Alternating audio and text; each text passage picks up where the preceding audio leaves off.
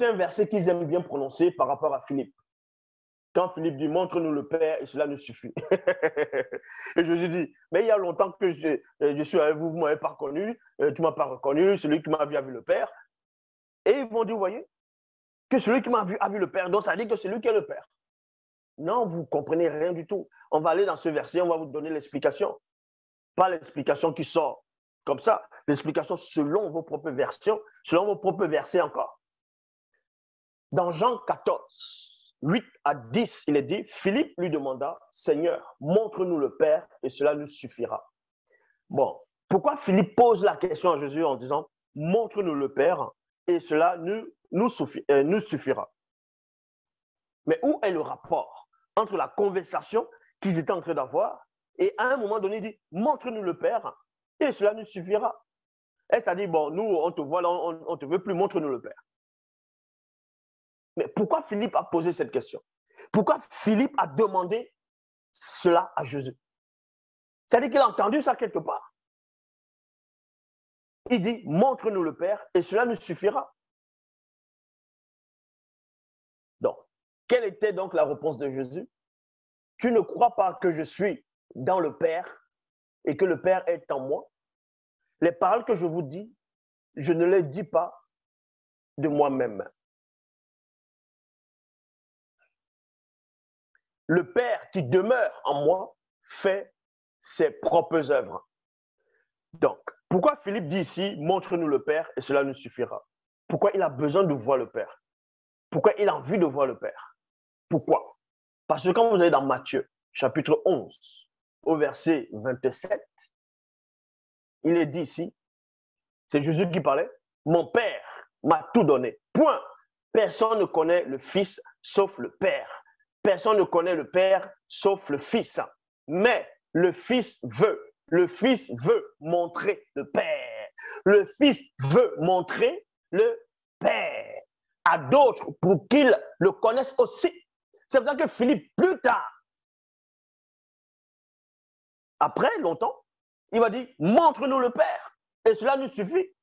Parce que Jésus avait déjà dit que lui veut montrer le Père. Il n'a pas dit, je veux me montrer moi, mais vu qu'on le voit déjà, mais je veux montrer le Père dont je vous parle constamment. Et c'est là où Philippe, maintenant, il va se rappeler de cette phrase, je veux montrer le Père à d'autres. Il dit maintenant, montre-nous le Père alors. Et cela nous suffit. Mais Philippe, en quel moment Philippe ici a demandé à voir le Père? C'était dans Jean 14. Et les apôtres n'avaient pas encore reçu le Saint-Esprit.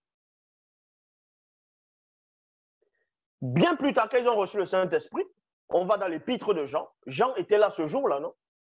Ou parce que Jean n'était pas là, n'a pas entendu la demande de Philippe, n'a pas entendu la réponse de Jésus. Jean, lui, l'a compris. Que Jésus, quand il disait celui qui m'a vu avec le Père, ne voulait pas dire que c'était lui qui est le Père. Jean avait compris cela. Et plus tard dans les Bibles classiques, quand il a reçu le Saint-Esprit, quand il avait reçu le mandat, il a écrit les épîtres, il a aussi déclaré cela pour éclairer les pauvres arrivistes comme vous qui voulaient à tout prix faire asseoir une divinité qui n'existe même pas. Dans 1 Jean chapitre 4 au verset 12, 1 Jean 4, 12, il est dit quoi? Personne n'a jamais vu Dieu. C'est écrit. Personne n'a jamais vu Dieu. Et Jean était là quand Jésus disait, celui qui m'a vu a vu le Père.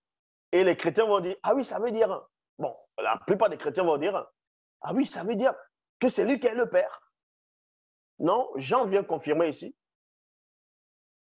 Donc toi, tu as eu plus de révélations que l'apôtre Jean, selon les Bibles classiques. Tu connais mieux que Jean. Tu as les secrets que Jean n'a pas. Quand Jean lui vient dire que personne n'a jamais vu Dieu, dans d'autres versions, personne n'a vu Dieu à aucun moment. Personne n'a contemplé Dieu à aucun moment.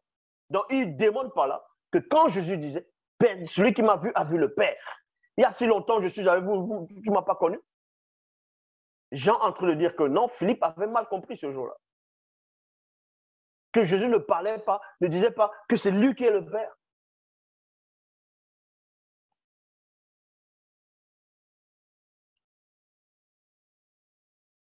Et Jean, il poursuit dit, Dieu demeure en nous, en son amour. Non, Dieu demeure en nous et son amour se manifeste parfaitement en nous. Ça veut dire quoi? Mais c'est à peu près la même phrase que les mêmes propos que Jésus a manifestés. Dans Jean 14, verset 10, où il disait, le Père qui demeure en moi fait ses propres œuvres. Donc le Père ne demeure pas seulement dans Jésus, dans les Bibles classiques. Jean confirme aussi que Dieu demeure en eux. Dieu demeure dans tous ceux qui croient en lui, qui appliquent ses lois,